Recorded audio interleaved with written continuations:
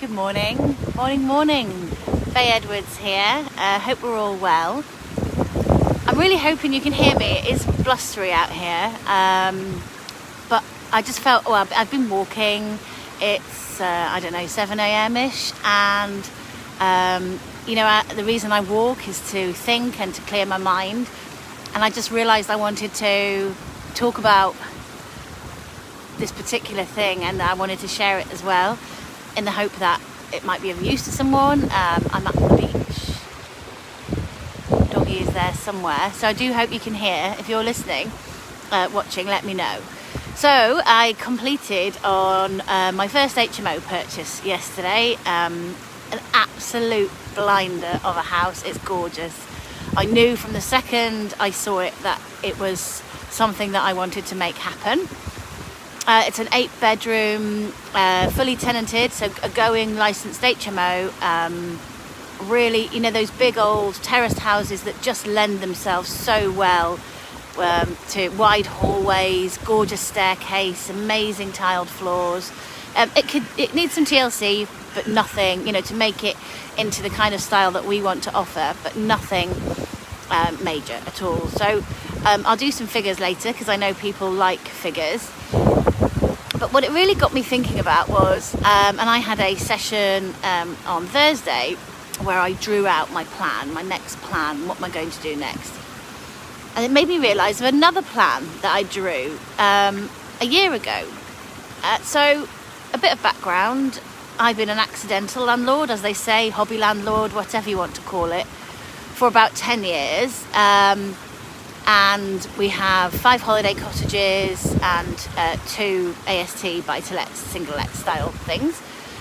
And just over a year ago, last September, my children started an independent school. My son got a choristership, so he is a chorister, professional singer.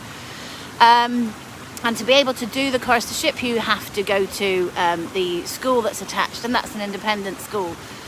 And independent school wasn't really on my radar in terms of fees, but we had the business, things were going well, everything was successful.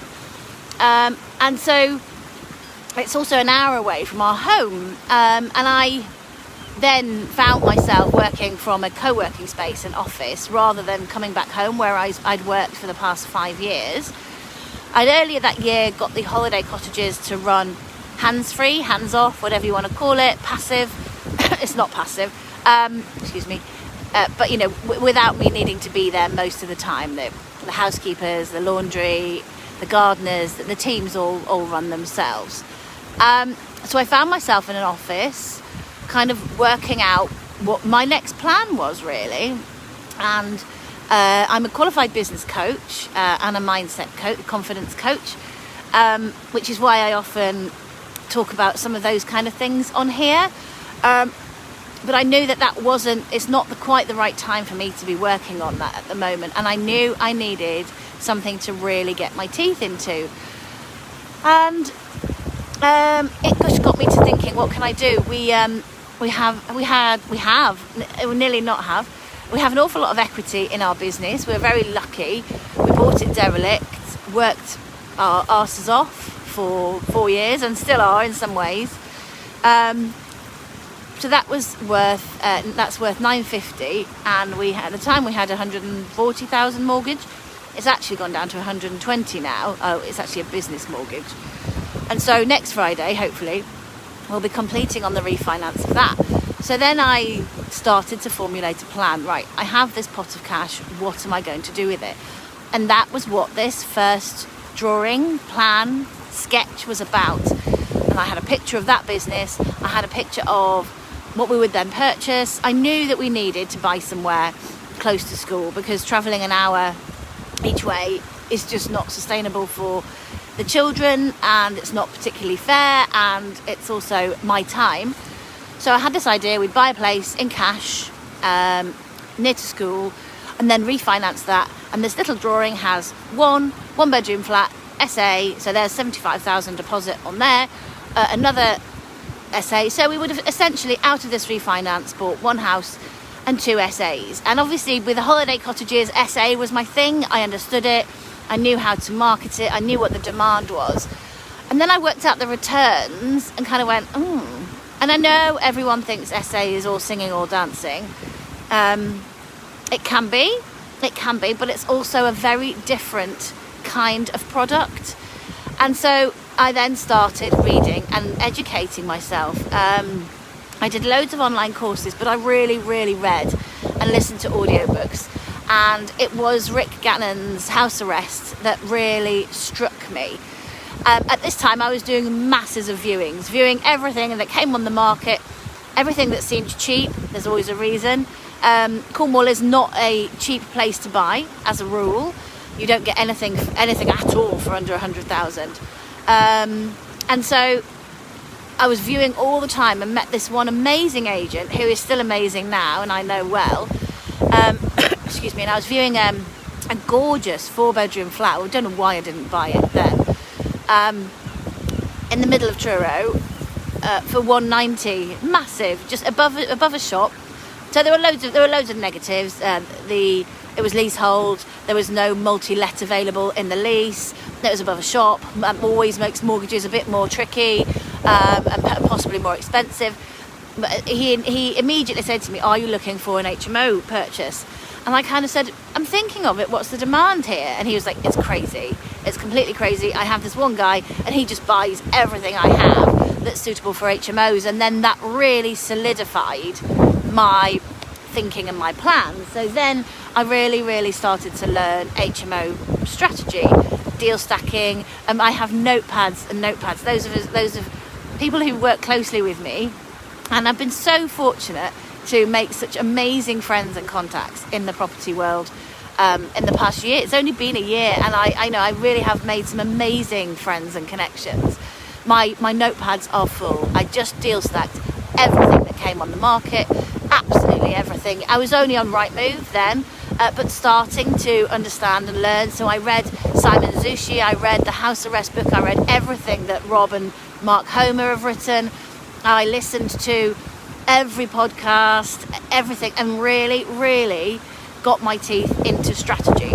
All the while starting to research commercial refinances, how they work, what I needed to do, how I needed to present everything, what my business needed to look like. Because with a commercial refinance, the fact that you owe 120 on a property, on a business, our business is also property. So the two are very, they're interlinked. The fact that you have that much equity does not mean you can release it at all. It's only about the figures. And so the amount of information that I was starting to gather together was mental. Anyway, it really was. So I found this picture of me and buying this one property, these two SAs. By then it shifted, and so started then looking at, there must be properties that you can do HMOs with. There are about 300 in the whole of Cornwall. So very, very few. And like I said, the demand is massive. It is just massive. However, looking for the dog. There aren't the kind of normal bargains that you would do in terms of a classic buy, refurbish, refinance HMO. Or where there are there. In fact, I might have one at the moment, but they're very few and far between. I don't know where the dog is. So, pressed on with the refinance, found this property for sale. We viewed it in June. So I'd viewed loads and loads. Oh, there's the dog, it's okay. And had done deal stack after deal stack, and this one blew my socks off. 22.9% return on capital expense, and that's always the deal stack that I've used. It's about 90,000 in, and the actual cash flow is over 40,000 a year. So yeah, pressed on basically, and yesterday completed on that.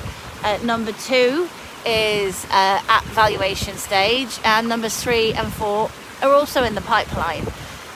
Yesterday was a really good day. It was funny. We collected the keys, went in, met some tenants, which wasn't really the plan. I always had a plan that I'd write them a letter or take them some gifts or something.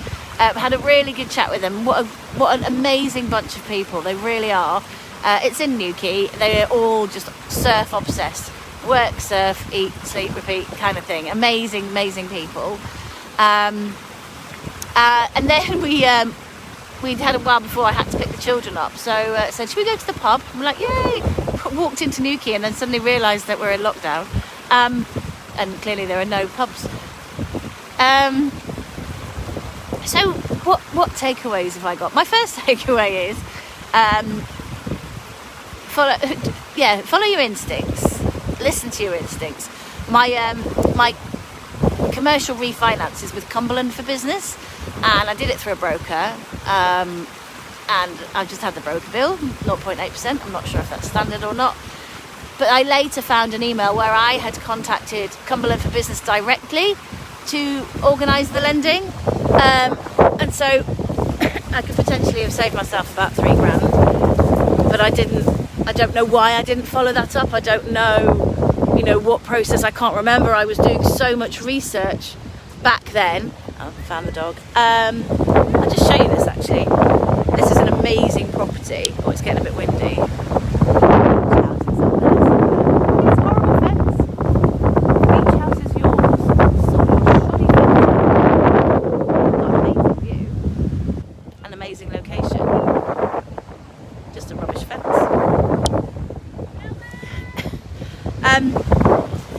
And the rest of my takeaways are be brave, be bold, because it is a bit scary. You're talking about, I didn't say the numbers in mind. We're talking about big figures, and that it just is naturally scary. For some people, they're surrounded by it all the time, and especially in property, when you see people saying, oh yeah, I've just done 4 new builds and paid the investor off by selling one of them, and you're thinking, oh, this is, it's money that I just don't know how. I've never dealt with that much before. The dog's getting in a fight.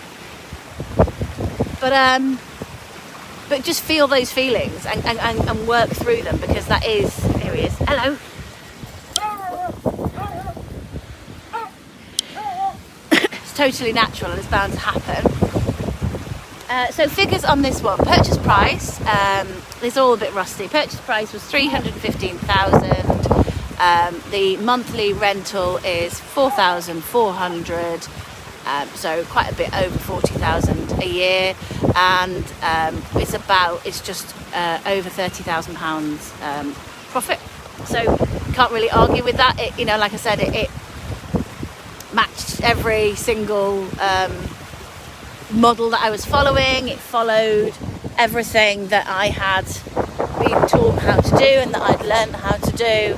I have lost the dog now.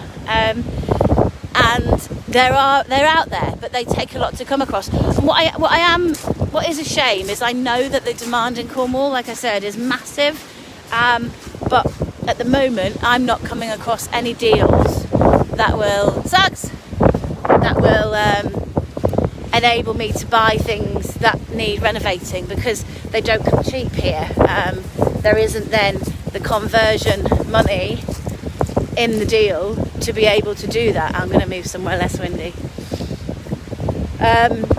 So like at the moment, I said there's 2-3 more in the pipeline. Hope it's not too blustery. And they're all very similar prices. I'm finding that everything I buy is around 300,000. Brings in a similar. 8 beds is a real sweet spot for that price, especially if you're charging 500-ish per room. The one that I've just completed on is all en suites, so again it has the it allows for those kind of rents, and there's definitely room for uplift there. I know that for a fact. The tenants stay for a really long time. One's been in there for 4 years, another one for 2 years, but they're good, solid tenants. So really, I would like to buy more properties that aren't already licensed HMOs, but there just don't seem to be that many around. Oh, I didn't mention, sorry. So this one, like I said, was from Rightmove, all the rest, so the other 3 that I have in the pipeline at the moment, are all from direct to vendor letters. I've had an amazing response to direct to vendor letters. I literally just mailed the entire list of Cornwall HMOs. I didn't see any reason not to, really, for the sake of a few quid. Using stamp, and I got calls straight away. I also have